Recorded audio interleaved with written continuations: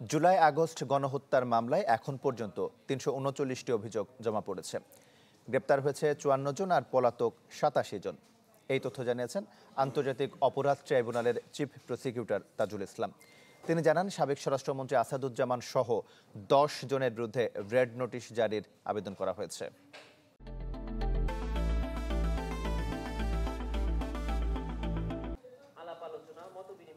July August গণহত্যার বিচার থেমে আছে, কখনো বা গতি পাচ্ছে না, এমন আলোচনার মধ্যেই কতটুকু এগোলো বিচার প্রক্রিয়া তা জানাতে সাংবাদিকদের নিয়ে মতবিনিময় আয়োজন করে প্রসিকিউশন।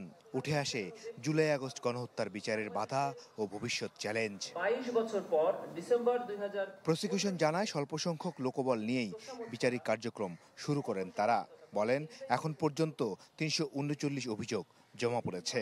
গ্রেপ্তার ৫৪ জন আর পলাতক রয়েছে ৮৭ জন। পলাতক আসামিদের গ্রেফতারের জটিলতা রয়েছে।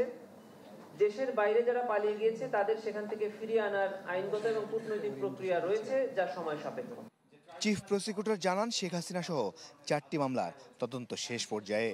হাসিনাকে ফেরাতে রেড নোটিশ জারির প্রক্রিয়া চলমান আছে, কূটনৈতিক প্রক্রিয়াও অব্যাহত আছে। জানান, সাবেক স্বরাষ্ট্রমন্ত্রী আসাদুজ্জামান খান সহ আরও ১০ জনের বিরুদ্ধে রেড নোটিশ জারির জন্য আবেদন করা হয়েছে।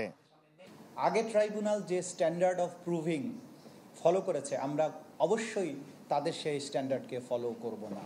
তারা বহু মিথ্যা কথা বলেছে, সাক্ষ্য বানিয়েছে, যা তা করেছে। আমরা সেটার দিকে যাচ্ছি না। আমরা জাতীয় আন্তর্জাতিকভাবে রেশনালি মামলা প্রমাণের যে স্ট্যান্ডার্ড থাকা উচিত, সেই স্ট্যান্ডার্ড ফলো করেই অপরাধ প্রমাণ করব।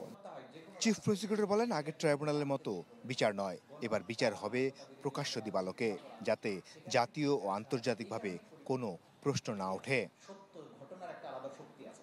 মাসুদুর রহমান, চ্যানেল 24, ঢাকা।